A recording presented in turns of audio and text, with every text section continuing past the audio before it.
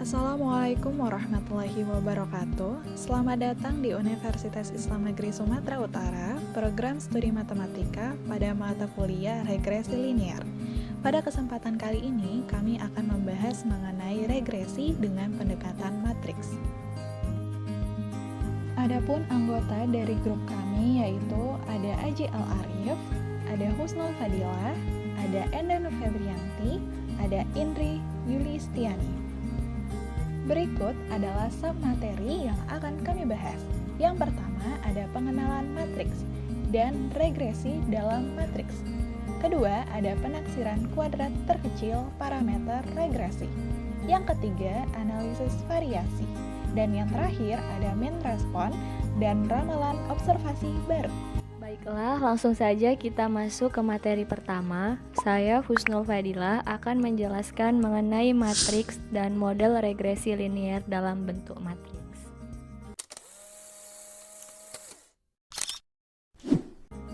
Sebelum kita mengenal regresi dengan pendekatan matriks, saya akan memberi sedikit pengingat mengenai matriks. Definisi matriks. Matriks adalah kumpulan bilangan yang disusun secara baris atau kolom atau keduanya. Matriks sering digunakan untuk menyederhanakan penyampaian data sehingga mudah untuk diolah. Jika matriks memiliki baris A sebanyak M dan kolom B sebanyak N, maka matriks tersebut berordo M kali N. Operasi matriks. Dalam matriks ada beberapa operasi yang harus diketahui. Pertama, operasi penjumlahan dan pengurangan. Contoh.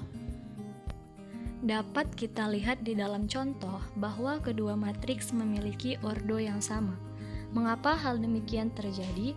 Karena penjumlahan dan pengurangan matriks adalah penjumlahan atau pengurangan dua buah matriks yang memiliki dimensi atau ordo yang sama. Penyelesaian. Jumlahkan matriks-matriks yang bersesuaian antara matriks A dan matriks B. Misalnya, untuk baris pertama dan kolom pertama di matriks A dijumlahkan dengan matriks kolom pertama dan baris pertama di matriks B. Begitu seterusnya. Dalam operasi pengurangan juga diterapkan hal yang sama, hanya saja operasinya diganti menjadi tanda kurang. Operasi matriks yang kedua adalah operasi perkalian. Terdapat dua jenis perkalian matriks, yaitu perkalian skalar dan perkalian dua buah matriks. 1. Perkalian skalar. Perkalian skalar adalah perkalian antara matriks dengan sebuah skalar yang dapat berupa simbol atau angka yang melambangkan suatu nilai. Contoh. Dapat kita lihat dalam contoh bahwa sebuah matriks A dikali dengan sebuah skalar lambda yang menghasilkan 2 lambda, 7 lambda, 9 lambda, dan 3 lambda, sehingga skalarnya adalah lambda. 2. Perkalian dua buah matriks. Perkalian dua buah matriks adalah perkalian antara dua buah matriks di mana banyaknya kolom pada matriks pertama harus sama dengan banyaknya baris pada matriks kedua.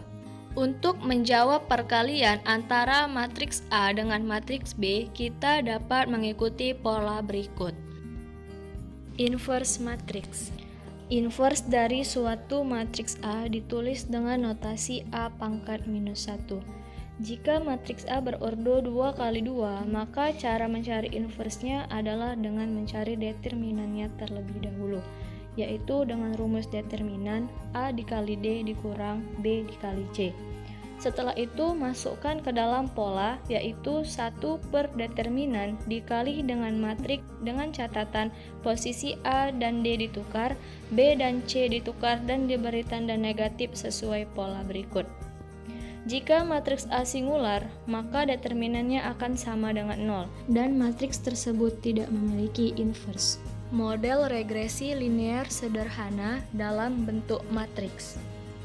Kita sama-sama telah mengetahui persamaan regresi linear sederhana adalah sebagai berikut. Jika dibentuk beberapa persamaan sebagai berikut, jika persamaan-persamaan berikut disusun ke dalam bentuk matriks, maka dapat ditulis sebagai berikut. Mengapa hal demikian dapat terjadi? Mari kita ingat kembali perkalian dua buah matriks.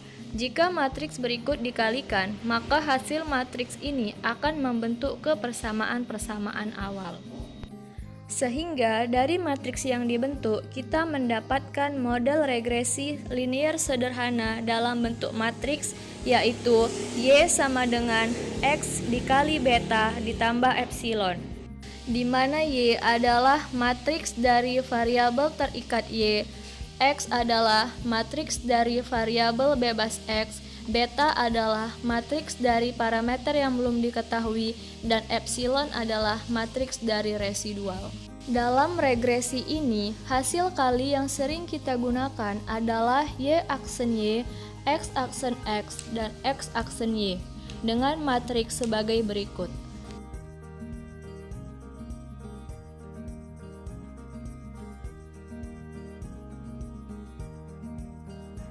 Baiklah, selanjutnya saya Enda Nur Febrianti akan menjelaskan materi mengenai penaksiran kuadrat terkecil parameter regresi.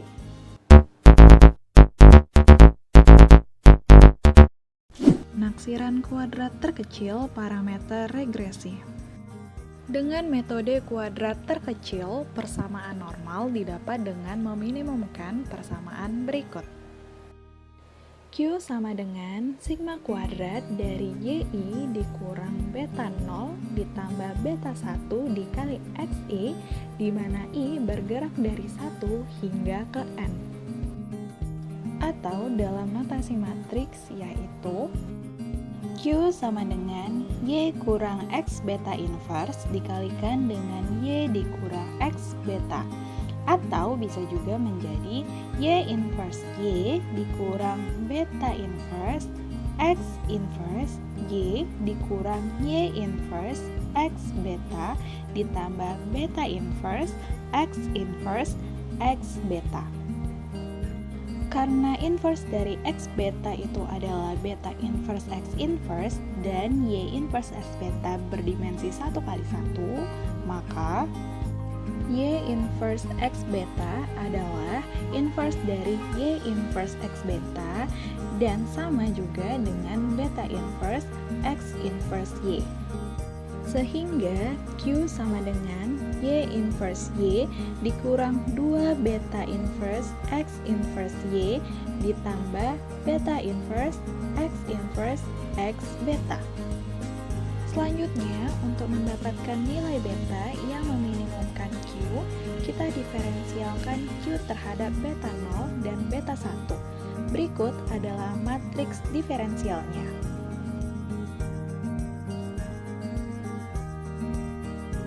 Dari persamaan matriks tersebut dapat kita jabarkan menjadi diferensial dari Q adalah minus dari 2X inverse Y ditambah 2X inverse X beta.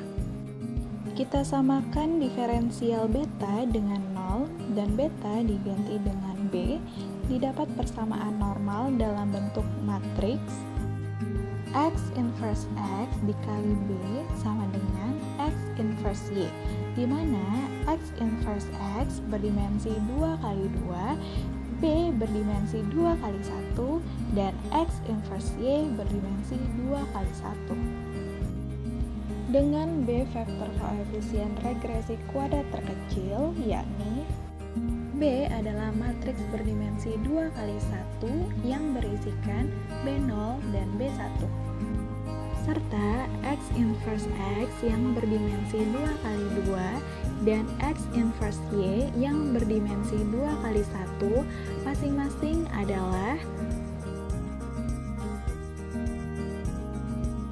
misalkan inverse dari X inverse X ada kedua ruas dari persamaan normal kita kalikan dengan inverse dari X inverse X sehingga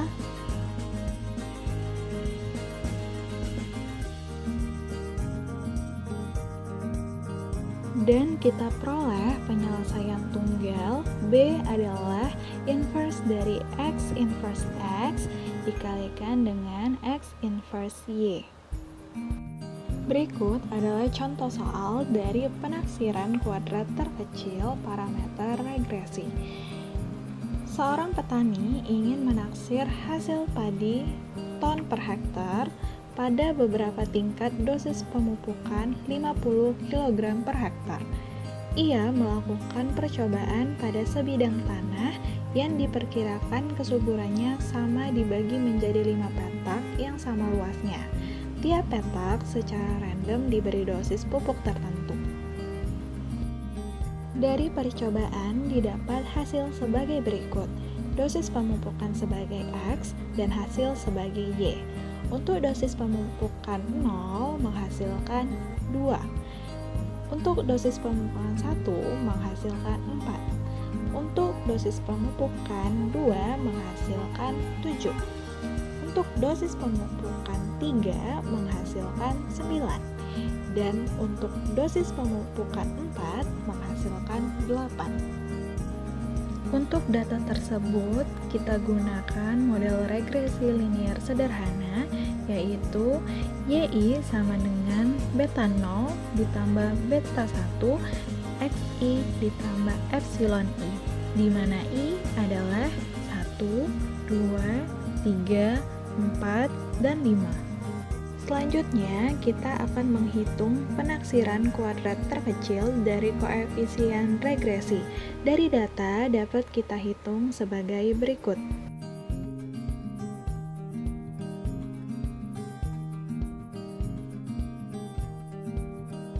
Dari data yang telah kita hitung, dapat kita substitusikan ke persamaan normal sebagai berikut.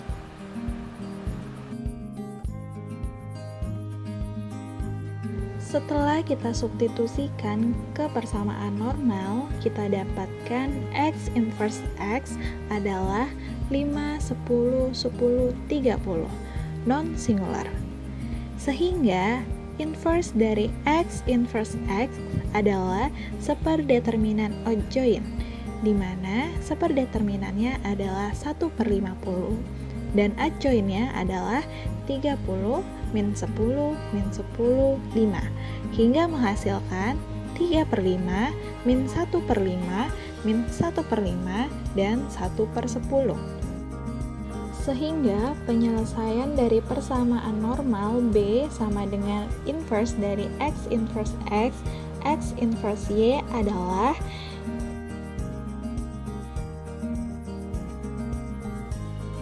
B0 sama dengan 2,6 dan B1 sama dengan 1,7. Selanjutnya saya Indriati Yulistiani akan menjelaskan tentang materi analisis varians.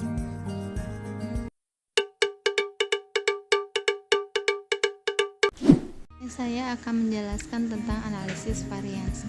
Jumlah kuadrat dapat ditulis dalam bentuk matriks. Kita mulai dari jumlah kuadrat total terkoreksi atau JK. JK sama dengan sigma I sama dengan 1 menuju N, YI dikurang Y bar pangkat 2 sama dengan sigma I sama dengan 1 N menuju N, YI pangkat 2 dikurang sigma I sama dengan 1 menuju N, YI pangkat 2 per N. Karena Y action Y sama dengan sigma I sama dengan 1 menuju N, YI pangkat 2 dan 1 per N Y action YJ sama dengan sigma I sama dengan 1 menuju N, YI pangkat 2, sehingga didapat bentuk matriks JK sama dengan Y action dikurang 1 per N Y action JY. Selanjutnya jumlah kuadrat kesalahan atau JKS.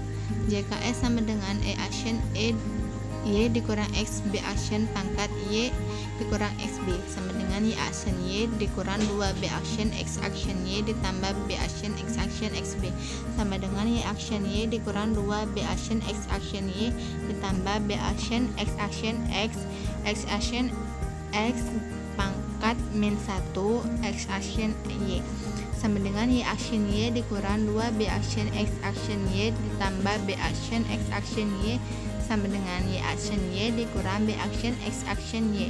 Jumlah kuadrat regresi dalam matriks itu bisa disebut dengan JKR.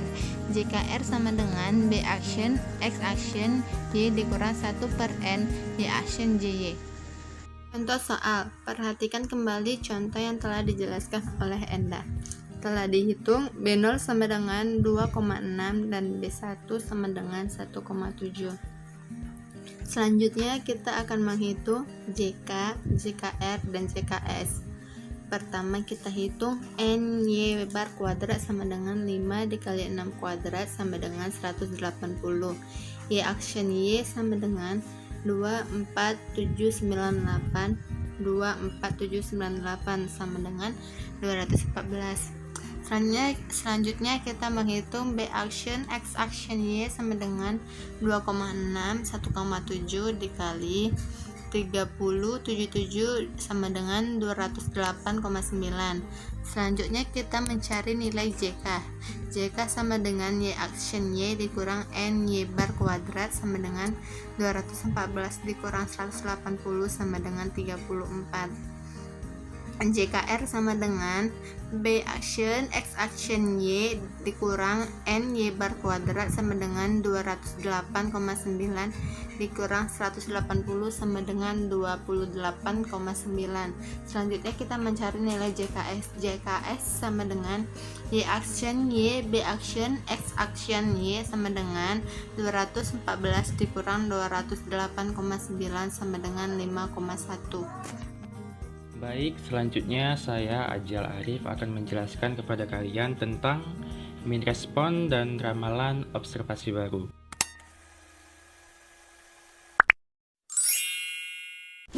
Yang pertama kita bahas yaitu min respon.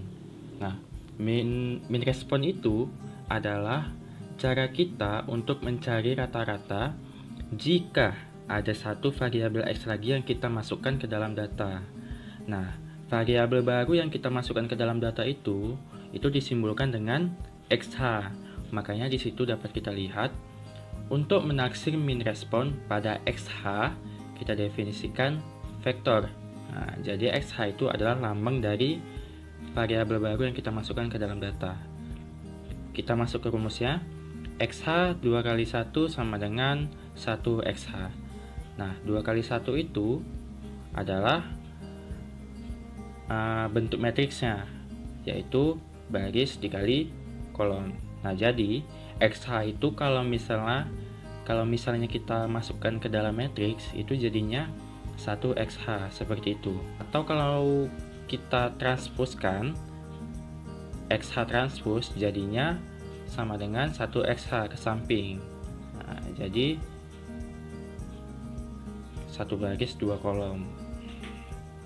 Selanjutnya itu ada nilai min respon menurut garis regresi dalam matriks adalah YH dengan memakai topi di atasnya sama dengan XH transpose dikali B. Nah, YH itu adalah simbol dari nilai estimasi atau nilai regresi setelah dimasukkannya variabel baru ke dalam data.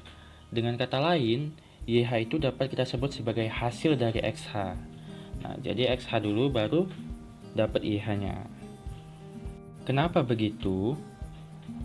Karena kalau di dalam regresi linier, X itu adalah variabel bebas, independen atau prediktor, sedangkan Y itu adalah variabel terikat atau dependen atau respons. Jadi, setiap perubahan dari X itu mempengaruhi nilai Y. Nah, jadi makanya tadi XH dulu baru YH. Seperti itu. Nah, langsung saja kita lihat di situ. YH sama dengan XH transpose dikali B karena XH transpose dikali B sama dengan 1 XH dikali B0 B1. Nah, coba kita lihat dari rumus yang di atas. XH transpose itu sama dengan 1 XH, makanya di situ turunannya dapat kita lihat XH transpose itu jadinya 1 XH. Nah, sedangkan B itu adalah perwakilan dari B0 dan B1, makanya di bawahnya ditulis dikali B0 B1. Nah, 1 XH dikali B0 B1 sama dengan B0 tambah B1 dikali XH sama dengan YH atau nilai estimasi sama dengan YH atau nilai estimasi. Nah, perlu kita ketahui bahwa Bn0 tambah B1 dikali XH itu adalah rumus regresi normal yang tidak dimetrikskan. Nah, jadi kalau rumus regresi normal yang tidak dimetrikskan itu rumusnya Y sama dengan B0 tambah B1 dikali XH. Makanya kalau kita padatkan itu menjadi rumus yang di atas, YH sama dengan XH transpose dikali B, yang dimana hasilnya adalah nilai estimasi atau YH sama dengan nilai estimasi atau YH. Nah, jadi itu sebenarnya sama gitu. Selanjutnya kita masuk kepada variansi. Nah, variansi itu adalah ragam dari nilai regresi yang kita cari. Biasa dilambangkan dengan sigma kuadrat atau sigma pangkat 2. Variansi dari YH adalah sigma pangkat 2 dikali YH sama dengan sigma pangkat 2 dikali XH transpose dikali B. Coba dilihat di situ. Sigma pangkat 2-nya tetap, YH-nya seperti rumus yang di atas, YH itu sama dengan XH transpose dikali B. Makanya disitu dibuat XH transpose dikali B.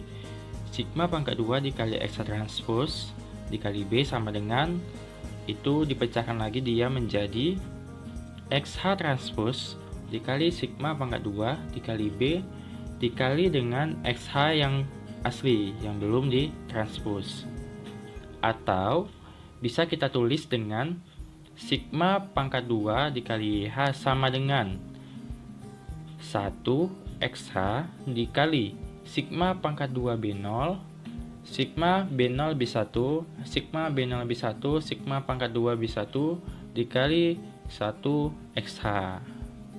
Nah, jadi seperti itu. Lalu kita masuk ke dalam penaksir variansi. Nah, penaksir variansi sama variansi itu beda. Kalau variansi itu dilambangkan dengan sigma kuadrat, sedangkan penaksir variansi dilambangkan dengan S kuadrat. Nah, fungsi penaksir variansi ini adalah untuk mencari nilai terdekat dari sigma jika sigma itu tidak diketahui. Nah, jadi kalau misalnya variansinya tidak diketahui, maka kita gunakan penaksir variansinya, yaitu S kuadrat, untuk mengetahui nilai terdekat dari sigma. Nah, langsung saja kita masuk ke dalam rumusnya. Penaksir variansi YH dalam notasi matriks adalah S kuadrat dikali YH sama dengan KRS. KRS itu adalah kuadrat rata-rata sesaat. Itu cara nyarinya itu dengan JKS, jumlah kuadrat sesaat, dibagi dengan derajat bebas, yaitu N dikurang 2. Nah, jadi JKS bagi N kurang 2 itu untuk nyari KRS-nya. Nah, KRS ini fungsinya adalah untuk menggantikan si sigma tadi, si sigma kuadrat. Nah, jadi KRS itu fungsinya untuk menggantikan itu. Nah, lanjut, KRS dikali X H transpose dikali X itu kita baca koma aja, X, X inverse atau pangkat min 1 dikali XH. Nah, coba lihat rumus variansi yang di atas. Di situ ada sigma pangkat 2 dikali YH. Nah, untuk penaksir variansinya, sigmanya itu diganti dengan S. S kuadrat dikali YH sama dengan, nah kalau di variansi itu sigma kuadrat. Nah, kalau di penaksir variansinya dia diganti KRS. Jadi perlu dipahami bahwa sigma kuadrat itu adalah lambang dari variansi. S kuadrat adalah penaksir variansi. Sedangkan KRS itu adalah pengganti dari sigma kuadrat. Nah, jadi dia hampir sama dengan rumus variansi gitu. Cuman beda-beda sedikit aja. Itu dapat kita lihat dia dipecahkan lagi.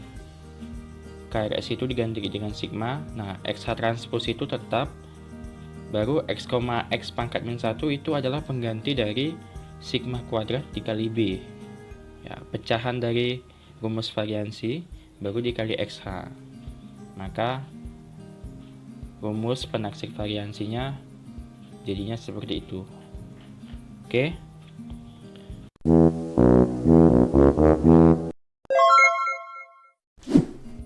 Oke, kita lanjut kepada materi berikutnya, yaitu ramalan observasi baru. Nah, ramalan observasi baru ini sering berkaitan dengan mean response. Dalam mean response itu kan kita memasukkan suatu variabel baru ke dalam data untuk kita ketahui nilai estimasinya. Jadi, kalau kita masukkan variabel baru ke dalam data yang lama, pasti nilai YH-nya atau nilai estimasinya atau ramalannya berubah kan? Nah, nilai yang berubah itulah yang mau kita cari, atau dilambangkan dengan YH baru. Nah, dapat kita lihat di situ penaksiran variansi S kuadrat dikali YH baru dalam notasi matriks. Nah, langsung saja kita masuk ke dalam rumusnya. S kuadrat dikali YH baru sama dengan KRS tambah S kuadrat dikali YH. Nah, jadi untuk mencari penaksiran variansi dalam ramalan observasi baru, rumusnya itu. Baru diturunkan sama dengan KRS tambah XH transpose dikali S kuadrat dikali B dikali XH. Nah, itu adalah turunan dari S kuadrat dikali YH. Coba kita lihat di atas di rumus variansi dari YH. Kalau di situ ditulis sigma kuadrat. Nah, karena yang di sini dicari adalah penaksiran, maka yang digunakan adalah S kuadrat. Nah, jadi sigmanya itu diganti dengan S kuadrat. Lalu diturunkan lagi rumusnya menjadi KRS dikali 1 tambah XH transpose dikali X, X pangkat min 1 dikali XH. Nah, jadi itulah penjelasan tentang materinya.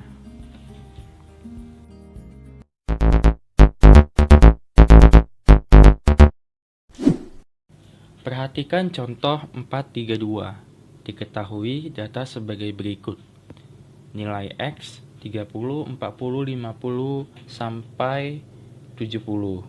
Nilai Y 13, 17, 20, 29, dan seterusnya sampai 26. Dari data, kita hitung N sama dengan 14. N itu adalah jumlah data. Dari 30 sampai 70 itu ada 14. Maka didapatlah nilai N-nya sama dengan 14. Lalu sigma XI. Sigma XI adalah nilai X yang dijumlahkan, yaitu 30 tambah 40 tambah 50 sampai 70, maka didapatlah hasilnya 790.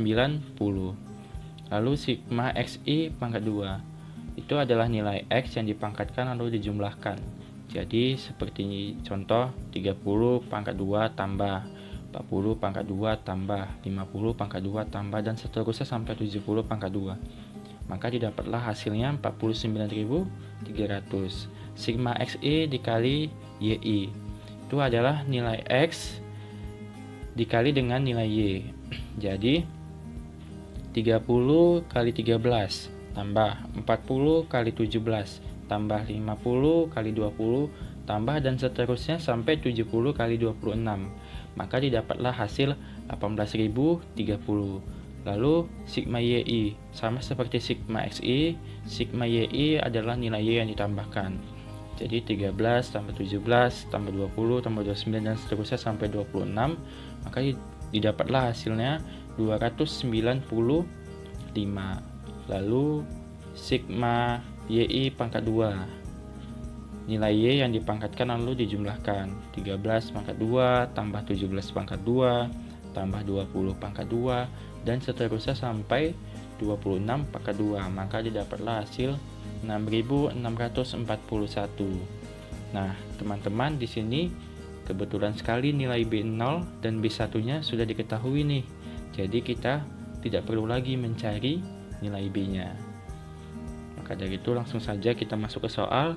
Kita hitung nilai jumlah kuadrat matriks variansi kovariansi dari B dan variansi YH untuk XH sama dengan 65. Nah, jadi dalam soal ini, dia ingin memasukkan satu variabel X baru nih ke dalam data X tersebut. Nah, yaitu 65. Makanya dia ingin mengetahui berapa nilai variansi dari YH. Seperti yang saya bilang sebelumnya, yaitu nilai X itu selalu mempengaruhi nilai Y. Makanya dari itu kita cari dulu nih nilai variansi kovariansi dari B-nya. Nah, langkah pertama yaitu kita cari dulu nilai JK-nya, yaitu jumlah kuadrat ketetapan. Nah, JK sama dengan Y, Y dikurang N Y bar pangkat 2. Nah, Y, Y itu sama dengan sigma YI pangkat 2. Nilai sigma YI pangkat 2 tadi berapa? Yaitu 6641. Nah, selanjutnya dikurang N Y bar pangkat 2. N nya tadi berapa? 14. Nah, Y bar tadi kan belum kita cari. Nah, cara nyari rata-ratanya yaitu nilai data dari Y itu dijumlahkan semua baru dibagi N. Jadi Y nya tadi berapa? 295 dibagi N nya 14. Maka dapatlah hasilnya 21,071428571. Kita ambil dua angka di belakang koma saja. 21,07 pangkat 2. Nah, jadi 6641 dikurang 14 dikali 21,07 pangkat 2, maka hasil yang didapat adalah 424,93. Oke, udah dapat JK-nya. Selanjutnya kita cari nilai dari B transpose X, Y. Nah, nilai B tadi berapa?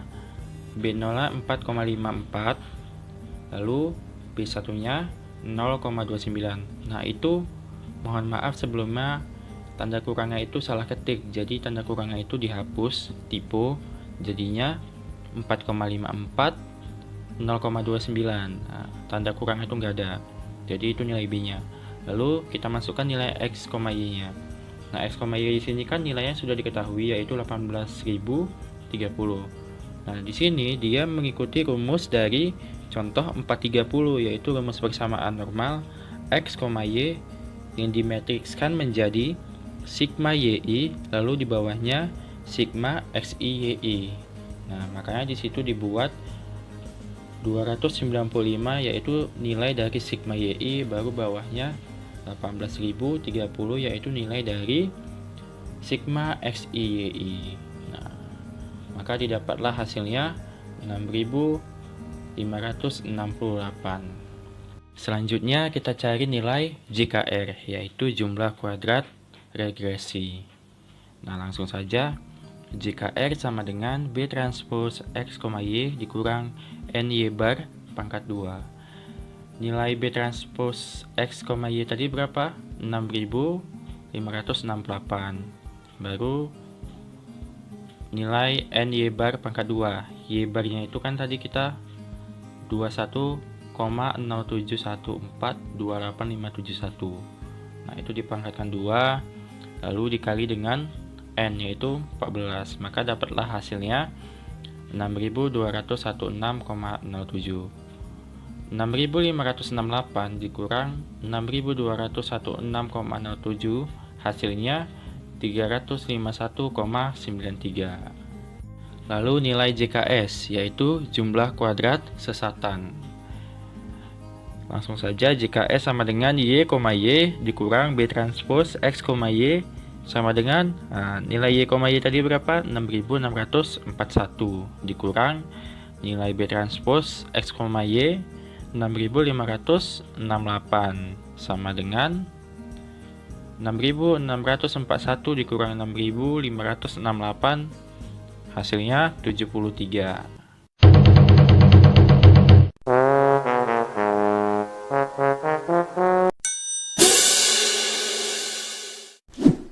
Nah, tadi kan dia minta nilai dari variansi konvariansi dari B. Nah, kita mau cari nilai itu tuh, tapi sebelumnya kita cari dulu nilai dari sigma kuadrat. Namun sigma kuadratnya kan nggak diketahui. Nah, maka dari itu kita buat aja dulu. Langsung saja kita masuk ke rumusnya, yaitu sigma kuadrat kali B sama dengan X, X inverse sigma pangkat 2 sama dengan, nah itu kan ada pangkat min 1 inverse kan, maka kita buat ke dalam inverse, yaitu sigma pangkat 2 per 66.100. Asal mulanya 66.100.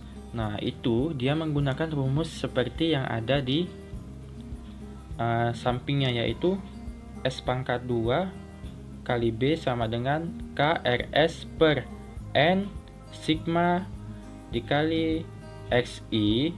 Itu seharusnya ada tanda kurangnya, jadi XI dikurang X bar pangkat 2. Nah, jadi itu salah, tipu. Itu seharusnya ditambah lagi X kurangnya, jadi N sigma XI dikurang X bar pangkat 2. Nah, jadi kita menggunakan rumus itu untuk mencari 66.100 itu. Ya udah, kita masukkan aja angkanya. N-nya tadi berapa? 14. XI-nya berapa? 790. Nah, nilai X bar yang tadi kan belum kita cari. Tadi kan masih nilai Y bar. Maka kita cari nilai X bar-nya, yaitu 790 dibagi N. N-nya berapa? 14. 790 dibagi 14 sama dengan 56,42 sekian. Nah, jadi tinggal masukkan aja tuh. Misalnya XI-nya yang pertama 30. 30 dikurang 56,42 sekian, pangkatkan 2. Nah, baru dikali N. Nah, lanjut lagi. 40 dikurang 56,42 sekian, pangkat 2 dikali N. Sampai 70 baru dijumlahkan, maka dapatlah hasilnya 66.100. Nah, lalu sampingnya yaitu 49.300 min 790, bawahnya min 790, sampingnya 14. Nah, kenapa seperti itu? Nah, persamaan normal seperti contoh di 430, kalau dia belum diinverskan, itu dia rumusnya N, sampingnya sigma XI, di bawah N itu sigma XI, di samping sigma XI yaitu sigma XI pangkat 2. Nah, itu kan ibarat N-nya itu A, sampingnya B, bawahnya C, sampingnya lagi D. Nah, kalau diinverskan otomatis kan dia berubah. Jadinya C sama D-nya dibuat min dan A sama D-nya tukar tempat. Jadinya seperti itu, 49.300, sampingnya min 790, terus di bawahnya ada 14, di samping 14 itu ada min 790. Nah, jadinya seperti itu.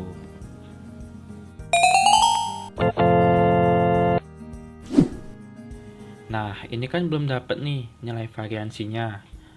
Sigma kuadrat W-nya belum dapat nih. Nah, maka dari itu kita masukkan rumus KRS-nya. Kenapa KRS? Ya, seperti yang saya bilang tadi, KRS itu bisa menggantikan dari sigma pangkat 2. Nah, jadi sigma pangkat 2 itu bisa digantikan oleh KRS. Langsung saja kita masukkan rumusnya. KRS sama dengan JKS dibagi N kurang 2. N kurang 2 tadi apa? Derajat bebas, atau bahasa Inggrisnya yaitu degree freedom. Nah, jadi JKS dibagi N kurang 2, kita masuki angkanya. JKS-nya tadi berapa? 73 dibagi 14 kurang 2, 12. Maka dapat hasilnya yaitu 6,08. Nah, kita udah dapat nih nilai dari KRS-nya. Maka dari itu langsung saja kita cari nilai dari variansi konvariansi dari B, atau penaksiran nilai terdekat dari sigma. Nah, langsung saja kita masukkan rumusnya. S pangkat 2 untuk B. Kenapa S? Karena tadi kan sigma kuadratnya tidak diketahui. Maka kita gunakan penaksirannya. Nah, karena variansinya tidak diketahui, maka kita cari nilai dari penaksir variansinya, yaitu nilai terdekat dari sigma. Langsung saja S pangkat 2 untuk B sama dengan KRS dibagi N sigma XI dikurang X bar pangkat 2. Nah, itu tadi kurangnya seharusnya ada ya. Nah, jadi itu salah ketik. Seharusnya dia XI dikurang X bar pangkat 2. Jadi tanda kurangnya itu ada. Nah, sampingnya sigma XI pangkat 2, sampingnya min N X bar, bawahnya N, sampingnya min N X bar. Nah, langsung saja kita masuki angkanya. KRS-nya tadi 6,08 dibagi berapa nilainya yang bawah? 66.100. Baru sampingnya kita masukkan aja 49.300 min 790, 14 min 790.